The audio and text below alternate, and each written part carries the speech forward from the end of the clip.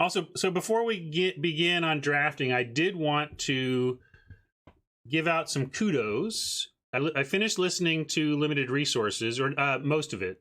She may even deserve more kudos than this, but I was listening to the Limited Resources episode, and I was really impressed with the design instincts that that Maria showed. She had a couple of comments in the LR episode that I thought were worth calling out for how awesome they were about game design, and because I don't think they were properly recognized for their awesomeness on the show by the other guests and hosts.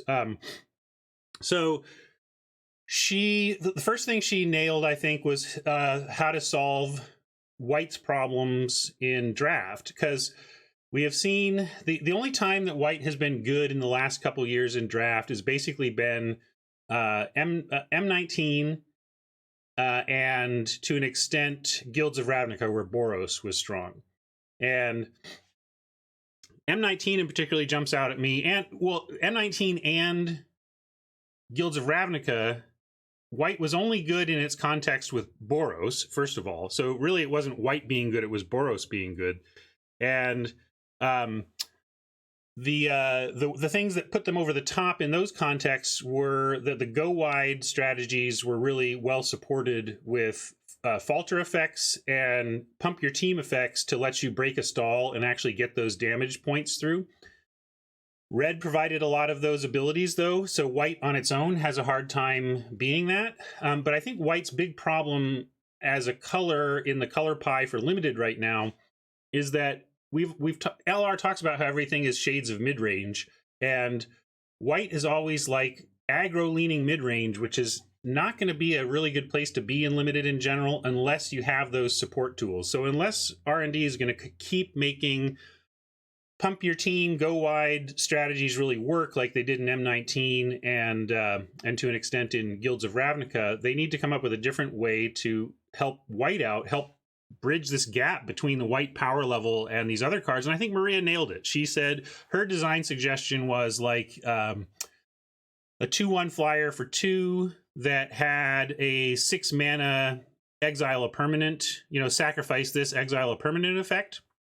And Marshall kind of wrote that off. Well, like that was rare. He said like he observed that was rare on the recent card that is like 4 mana, 1/1 flyer, make a 1/1 and executioner, and then pay 4 and exile a creature.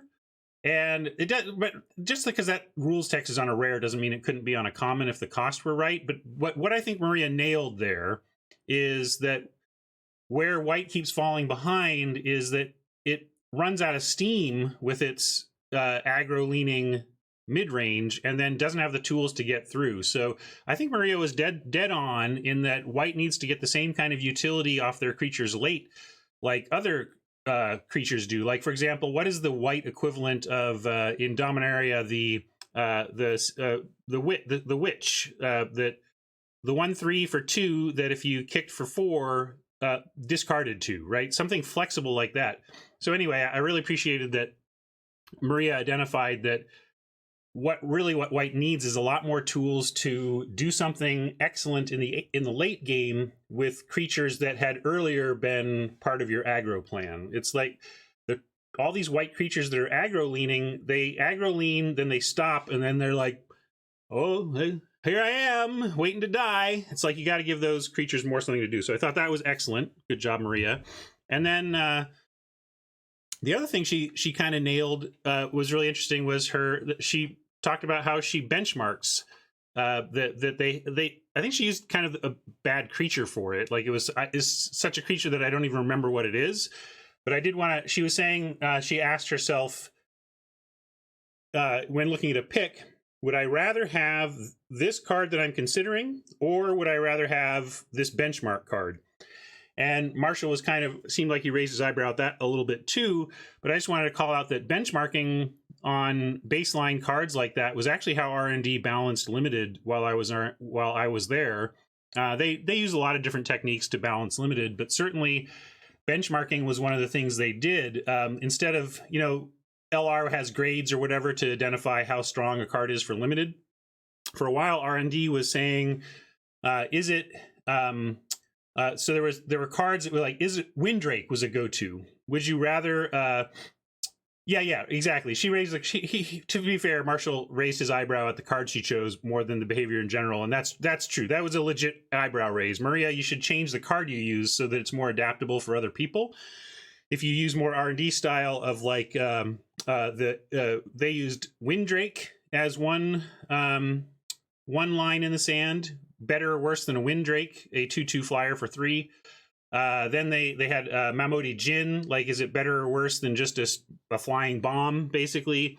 A 2/3 for 3, like, is it better or worse than a 2/3 for flip 3? So basically they had different creatures at each point on the power curve that were kind of a benchmark to consider about how good a given card was. So anyway, I just thought it was neat that I think Maria really hit on something to address the white issues and also inherently figured out a tool to assess power level and draft that R&D was using. So really good instincts, Maria. And I also wanted to mention, like, part of, I think, like, blue has been so good, and it continues to have this blue bias in, I think, in R&D, and it just gets things that other colors should have. Like, for example, one of the most powerful magic card, banned in Modern. Here, this card is banned in Modern. Blue mana, sorcery, scry 2, draw a card. And why is that locked in at blue? Is it just the scry 2? Like, it tends to be that blue gets the scry 2 or whatever, but drawing a card for a cheap spell is all colors, and scrying is all colors. So ostensibly, like, any color should be able to have the color pie to have preordain, but blue gets it. Only blue gets it. Even though every other color could conceivably have that card without it breaking pie, only blue ever gets that. Like, why not make that for white, you know? Because it's like, yeah, when it was made, though, it wasn't. But my point is, the Devor, who says scrying wasn't all colors back when preordain was made, though. That was a decade ago. Yes, but they haven't caught up. Scry has caught up, and they're not making powerful cards. Here's a card they could make that I think would be great in limited for white, but not break standard or anything. So take the preordain concept. What about white sorcery? Tap target creature, so it has to have a target. I mean, one of the things with Preordain's power level is that you can cast it with nothing on board. So in this case, it's balanced by the need for a creature on board. But tap target creature, scry 1, draw a card. Or scry 2, draw a card if you're willing to give scry 2 to other colors. But I'm thinking, like, just give white some really powerful scrying and card drawing cantrips that really help push through damage and help with the aggro strategies. I just feel like white ends up really undersupported with its tools to break through. If you're going to keep giving us 3/1 for 1 and a white in white, you got to give us reliable ways to clear blockers to get that damage through. And then white, I think, becomes good and becomes good at what it does. So that's my thoughts on that. Thank you for your time.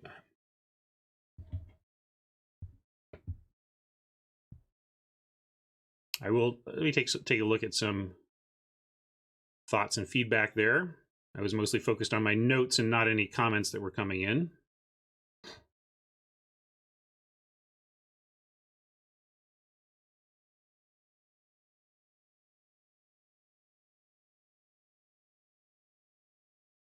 I was podcasting a little bit, yes. Anyway, so we are let's get on with it though, right? We got some Magic to play. Like I said, for those of you who missed the very beginning, I'm going to basically try and draft traditional when we don't have the gold for a normal draft or for a ranked draft. And right now we're just a little bit short. So let's also get some audio.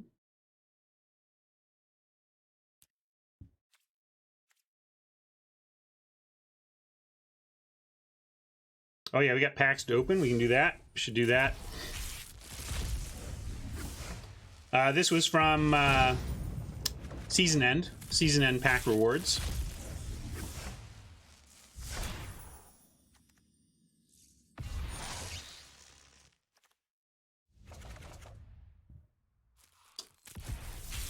You don't want to make it colorless. I mean, I guess I suppose what I'm saying is you could. It's more an observation. Like, you may not want preordain around just for its power level in general. You might not want it in any color. My point is more that it could have been broken in any color, but of course it was broken in blue. And as someone pointed out, though, at the time it was printed, it really couldn't have been in any color because Scry wasn't just an any color mechanic then. But my point is they've embraced other colors getting a lot of blue stuff, but they still just don't get it. They still just don't get that bluish stuff.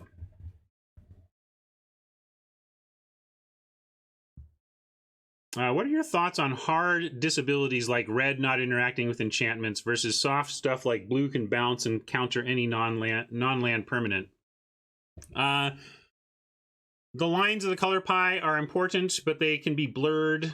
I am more of a purist than most. Honestly, I think if there was any change of heart I had over time in my time in R&D, it was going from being a staunch, like, orthodox color pieist coming in to being a much more moderate color pieist when I left, understanding that the game needs to grow, the game needs to adapt. The bottom line is not preserving this perfect flavor that somehow red can't deal with enchantments or whatever, and instead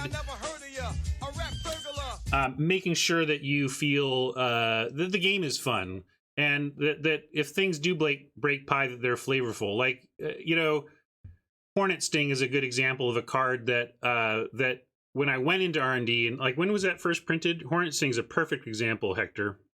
I was part of the anti-Hornet Sting crowd when it hit. It was in M11. Heck, you can probably go back and listen to Limited Resources and listen to Marshall and I get really upset about the existence of Hornet Sting. But Hornet Sting is a place where I've made peace with that kind of color pie break. It's not a consequential card. It does some work in that by saying instant Hornet Sting deals 1 damage to target creature or player, it helps show how much better red is at that, and it's flavorful. The Bee Sting isn't, anyway, like, it's so inconsequential that it doesn't bother me, when in fact, at the time, the fact that they would break pie for something inconsequential kind of made me mad. But I'm much more on the page now of, in broad strokes and in big cards and in the places where it really, really matters, the pie needs to be adhered to, but you can make some exceptions on flavor and on need if you have decided that it makes an environment or the game significantly more fun and balanced. What you don't want to do is do stuff just because you can.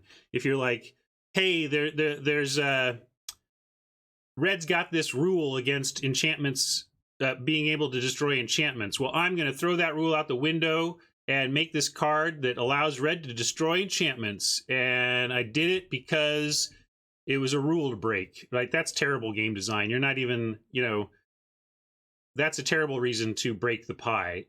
Could there be a reason to allow Red to deal with enchantments? I don't know. I can't think of one offhand.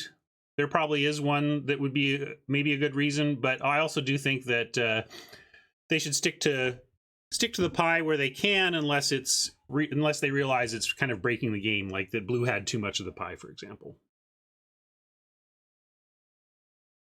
Chaos Warp, yeah, is a good one. Good example of red breaking that pie, but in a very red way. So that's a good example. Devor, the Chaos Warp technically allows red to deal with enchantments, but in a very chaotic, I don't know what's going to happen, this could work out better for them than worse kind of way.